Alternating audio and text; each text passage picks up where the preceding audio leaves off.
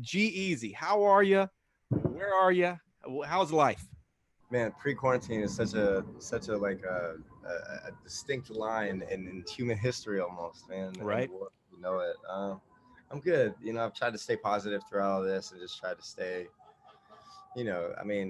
keep a mentality of looking for silver linings and try to find the positives in, the time I have to do things I wouldn't normally get to do or. I hear an ambulance going by your house. Are you Oh okay? Are you good?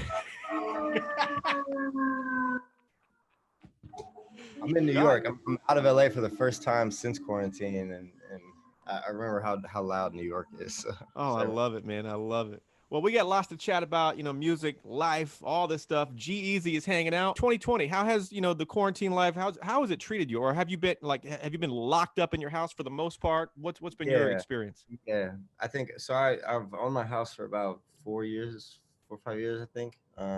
And I don't think I ever spent more than 4 or 5 days in it in Oh, a row. really? I mean, like for the last 10 years, we pretty much lived out of suitcases and lived in airports, and you're constantly on the road. You're constantly traveling for events, for sessions, for. So it's been weird to like get to live in my home for this long, and it's like it's been nice in ways. I try to stay grateful and remember that I'm grateful for the home that's safe that I get to stay in. Everybody, like, Right. it's not the same for everybody. And you got to consider, to think about your positives and stay grateful for how you do have it.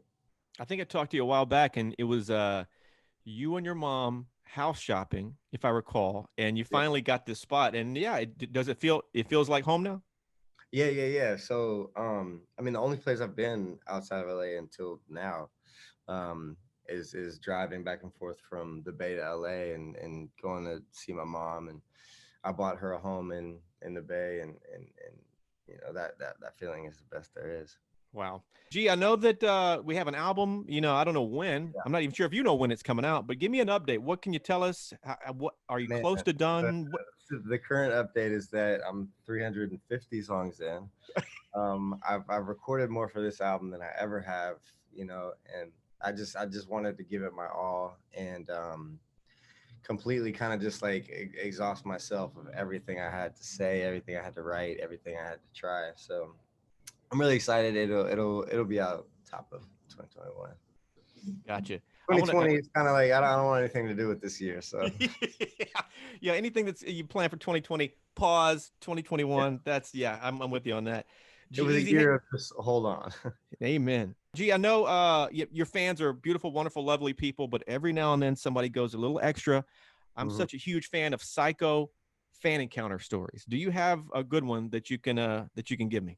Man, there's a list, but I mean, I'm grateful for every fan that I get. I mean, just to think that people care about the music I make and come to the shows and listen to the music. I'll never take that for granted. But when you're showing up at like, every single place I'm at in one particular city that I won't mention besides that I have on right now, there's this person who shows up everywhere I am here and takes a picture with me, and I'm like, you must have like 380 pictures with me by now. And Oh it's my like, God. but he got it. Here's what it is. What I guess what can you do? All right, G Easy is hanging out. Big shout out to that fan. Yeah, I wonder how many picks he does have. I mean, is that an accurate, guess, or are you just being crazy with that? I mean, like probably a little bit of an exaggeration, but there has to be at least 100 photos. Like she's coming like literally everywhere I've been, and yeah. But this was Well, I'll tell my mom to stop showing up. All right. G thank Easy you. is G Easy's hanging out. G, you're talking about the album, and you've written over 300 songs for the album. I mean, I saw that in my notes before the interview, and I thought, is that a real number? That's 350 actually songs? that's a quantifiable number. That's not an exaggeration. Wow. I've been working on this album for 2 years now, and I haven't toured in that long as well, really. So, I mean, think about it. Like my life was just go to the studio, and it's not uncommon for me to do 4 songs in a night, like and just keep going and keep going, and you kind of just like throw a bunch of paint on canvases until you find something that you like. Now, these 350 songs written, or how many of those are recorded? You mentioned studio. Yeah. Oh, these are all recorded songs? Yeah, I got them all in this app called The Box. That I just scroll through all the files, and sometimes I find songs I forgot about. Oh my God. So you've got basically 40 albums. Okay, Yeah, not so 40, more than that. Who knows? yeah, All right. It's going to be absolute chaos to narrow those down to this that's album, I'm guessing, right? that is the hardest part, man, because it's like literally anything I think you create as any type of creative, you feel inherently attached to. It's almost like having a kid. You know what I mean? It's like Right. that.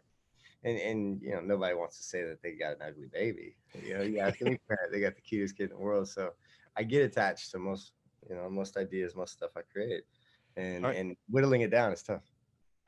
I've heard stories. It's just, yeah, I would love to be a fly on the wall and kind of watch you guys whittle that down. It's got to be just, interesting yet, Maybe I maddening. could, yeah, maybe I'll hold you to that because having some extra ears like yours might help. I would love that. All right, G-Eazy is he's here. How bad? I know the answer to this question, but how bad do you miss touring? Yeah, yeah, yep, yeah. I mean, it's just crazy because it's so much of my identity and Right. myself. It's like if that's all you do and that's so intrinsically connected to your purpose and yourself, then it's hard when that's completely stripped away. But again, I just think about like we share this commonality. We're in this together. A lot of industries have been impacted so heavily, and a lot of people have it really bad right now. And you got to empathize with everybody that's going through it. Fair point. Are you in talks for? I assume you are for 2021 for a 2021 tour or beyond. Yeah, yeah. Just counting down the days until this thing can kind of make some sense of itself, and we can get back to our lives as we knew 'em. Talk about your relationship with blackbear. I've only met him once, Yeah, and yeah, we maybe traded a DM or two. Super nice guy, but you've known him for yeah. 10 years. I think you met him at the Warp Tour 2012, I believe. It would have been Um, around then. Yeah, what's that dude like from your point of view? one of the nicest people in music, and extremely talented, and is built like something incredible. As far as like his brand and his sound and his everything. But I think anytime you get to work with friends, you share this experience when you collaborate. You share the roller coaster ride of a song coming out, and the way people react to it and hear it on the radio and all this and the other. Like you get to share that with somebody that you actually have a friendship with, as opposed to complete strangers. It just wouldn't feel the same. So Bear, man, I mean, shouts out to him. Let's do this track, man. Hate the Way with blackbear. What do people Yeah, need to know about this piece of music? man, this is I think it's very timely right now. I didn't write it or plan it this way, but as we're all kind of like experiencing this separation, through quarantine and the pandemic, and not getting to live our lives like as we are used to them or whatever. A lot of people are missing a lot of things, man. So it's like it feels applicable in many different ways, and that's the original intent of the song, was for it to be able to be like applied to either a person or a thing, or you know to keep it open like that. But I had no idea that it would become this. But yeah, Hate the Way featuring Black Bear. It's crazy how songs just they take a new meaning. There's been a couple of tracks I've come across that when 2020 hit, oh, this song is about 2020. No, it wasn't. It was written 2 years ago. But yeah, it's one. Yeah, it's pretty wild. G, two-part question: biggest crowd you've ever performed for, and then the complete flip of that. Hmm. Have you ever been booed? Which one do you want me to answer first? Give me the whichever one. But yeah, Stories have origins, man. um, here we most go. most heroic stories have origins. Maybe the biggest solo headlining show. Times I've played in the Bay to the amphitheater out in the Bay Area has been like 23,000, and like Nice. headlining in front of 23,000 people, just like I've been on stadium shows as like part of a bill, but like for it to be my show and there's like 23,000 people there, like you know like singing the words, it's just there's no feeling like it. It feels like such a victory lap because you're sharing again, your whole purpose is like this music, is this art, is this performance, and you're sharing it with the people who care about it the most, you know. Is and that a and, and is that a rush to feel like people are reciting back your words that you thought yeah, of in your brain in your basement? It's just it's that's got not to be a you know. it's the wildest thing, but it gives it this fulfillment. It like fulfills the purpose, you know, and it just makes it feel complete. But definitely the origins of were not as cute. I was opening for ASAP Rocky, when Rocky first kind of popped off, and me and him met, and he was just like a, extremely genuine dude, and he literally like asked like, "Yo, I want you to come open for me." Um, and I did two shows, one in New York and one in like San Jose, and surprisingly, it was the San Jose one that was the worst, man. I went Oh, out, the music was all bad. I forgot my words. The sound was super low, and all of a sudden they started booing, and it fell apart from there. oh God. You know what though? If you can survive that, you become a G Easy after you know. You gotta fail. You gotta get pushed against the wall, to be able to bounce back. Gee, I think I know who you're going to respond with when I give you this question. I'll see. We'll see if I'm right. Have you ever been starstruck? You meet someone, oh my God, starstruck. Absolutely, absolutely. First time I met you, Oh, yeah, I'm almost sure. fainted. I I'm trying to think. Like the first name that came to my mind was J Lo. Oh yeah. Like that's just a different level of aura, different level of star, different level of just glow. She was, and then I got to do that little role in her movie, and she was just so nice and humble and like down to earth, and it was like so refreshing that like somebody that's so like insanely in the stratosphere of aura and star, could be so down to earth. You know who I thought you were going to say? Yeah, I'm curious. I thought you were going to say, and it's. I'm sure you felt this way. First time meeting E40. Oh yeah, for sure, for sure, for sure. E40, feels like E40 is the voice of my whole entire upbringing and coming of age. Like growing up listening to E40 as, a legend and a hero, from my area in the Bay, and then becoming friends with him through time, and doing multiple records with him. And the first time I went to his house tripped me out. I was like, oh my, like walking past the plaques. I'm like, wow, I'm really, Oh wow. yeah. He is one of my because I used to work in the 40, Bay Area. E40 and J Lo. Yeah, no kidding, right? I used to work in the Bay, and one of my first interviews Mm. was E40 and the Click, Yep. Yeah. way back in the day. So Yeah. that was something I will, yeah, never forget. G Easy is hanging out, you guys. Something I think you know this about me, G Easy. If not, I'll tell you. I am obsessed with the paranormal. I have a podcast called Yeah. Yeah. Paranormalish, all Yeah. about ghosts, UFOs, all that stuff. And I just need to know: have you ever had any sort of paranormal encounter? I have no No, idea what you're gonna say. Let's funny. go. So right now I'm in New York.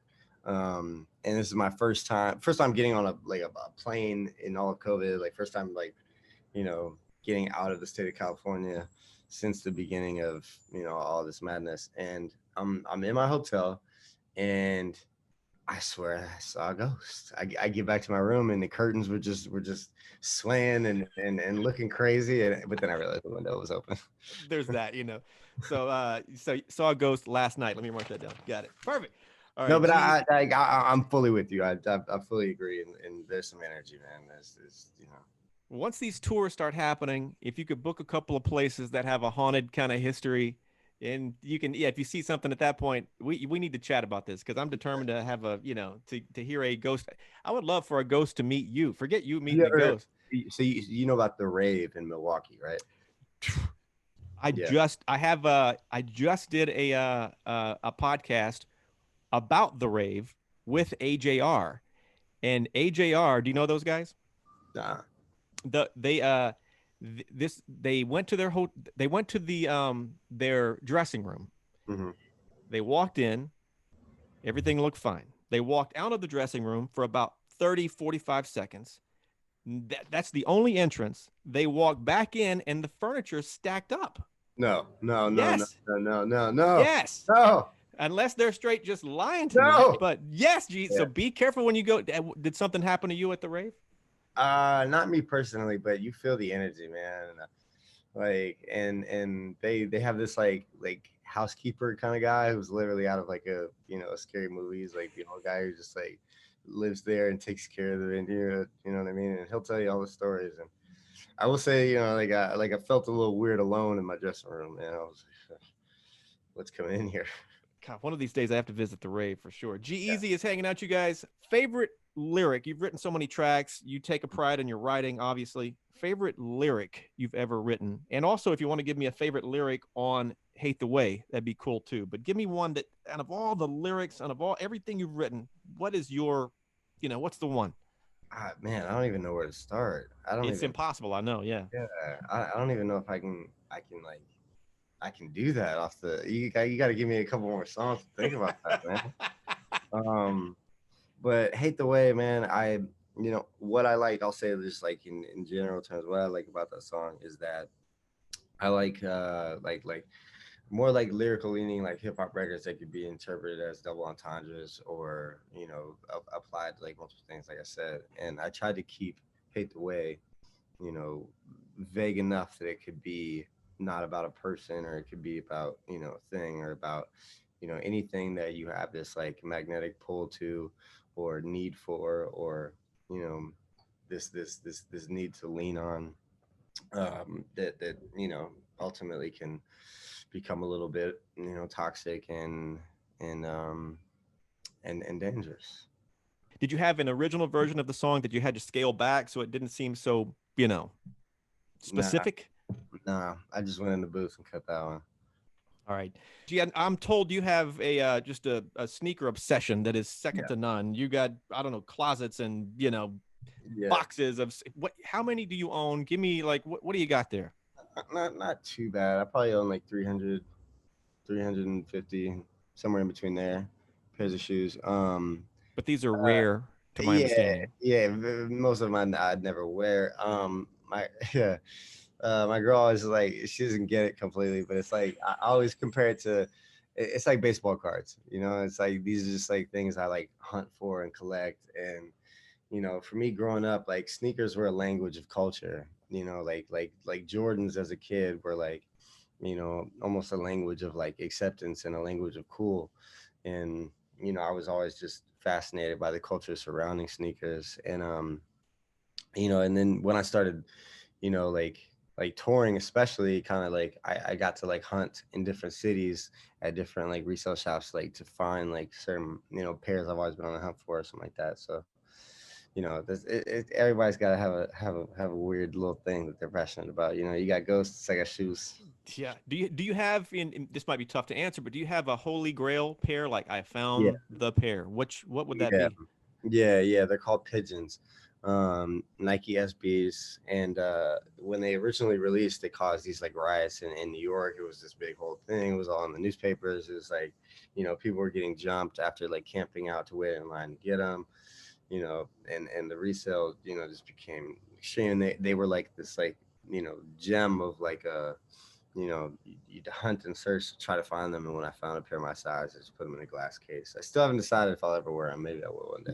I bet your girlfriend's like, God, you have 300 pair of shoes that you don't wear. It's probably tough to, she's like, what the heck is It's wrong with like my that's for guy? $20,000 pairs of shoes. $20,000 pair of shoes. What What do you? the heck? Have you ever made a noticeable on stage mistake? Even one where Have the I, audience, they were like, oh God, that was yeah. bad. Have I ever, man? I mean, it's a weird thing, right? Because it's kind of like walking a tightrope. You're up there and you're in front of people, and it's like you slip off that tightrope. You're falling very publicly in front of everybody, man. And so like I told you how many songs I've made for this album, man. There's a lot of lyrics going through my head at all times, and it's like it kind of makes it hard to like remember all the words sometimes. And God, I was like, just mid song, just drew a blank and just like forgot the words completely. And just, oh my God. And then the panic sets in, and you just, oh my God, how do I pick back up? The train's off the track now. I can't get it back on. It's next song. That's got to be the worst. Oh Lord. Yeah. G-Eazy is here. What did you do? Did you just stop the song and just like, all right, cut, I, move I on? think I blamed it on the sound. That's yeah. sound guys back there like, what did I do? Yeah, but All right. before the next show, I was like literally with my headphones on, like listening to the songs like endlessly to do the work to remember. God, the stress. When you hit that next song, the next show, you're like, oh, please, God, let me remember these lyrics. G-Eazy is here. What has 2020 taught you, and what are you looking forward to most in 2021? 2020 has definitely taught me perspective, to appreciate the life that maybe we took for granted, but also, it's taught me the importance of slowing down and retaining that perspective and appreciation and patience. Um, when when you can't go do the things that you took for granted, you think about them a lot because you have a lot of idle time, and it's just taught me to to appreciate those things, and how important it is to know how to slow down, man. I think we were Right. all just going too fast. That's a fair point. I think we're all guilty of that. In Yeah. 2021, what are you looking forward to most? Getting back on stage, man. Getting back on a stage, getting back on the road. Quick recap. Hate the Way with blackbear.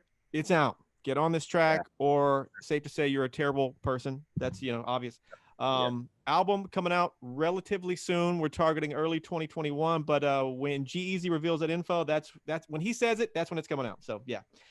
What am I forgetting to ask you, G-Eazy? What I'm sure I'm forgetting something. 2020's got my brain all crazy. What am I forgetting? Doesn't it this all? No, I'm just man. It's good to get to catch up with you, man. It's been too Amen. long.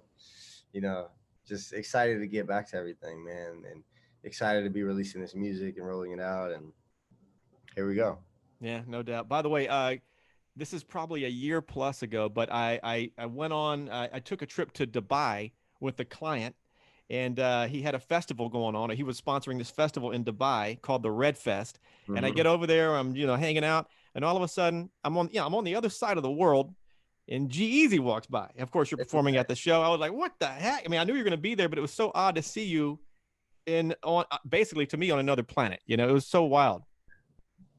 Nah, man. I mean, the world if the world feels like a baseball sometimes, man. Certain energies of the universe. It's like, how do you explain that kind of serendipitous, like weird coincidence of? But hey, man, that's It's that's pretty It's pretty crazy. yeah. G, thanks for hanging out. At the end of every countdown, fist bump to make it official. Tap that cam, Come sir. on, Boom. man.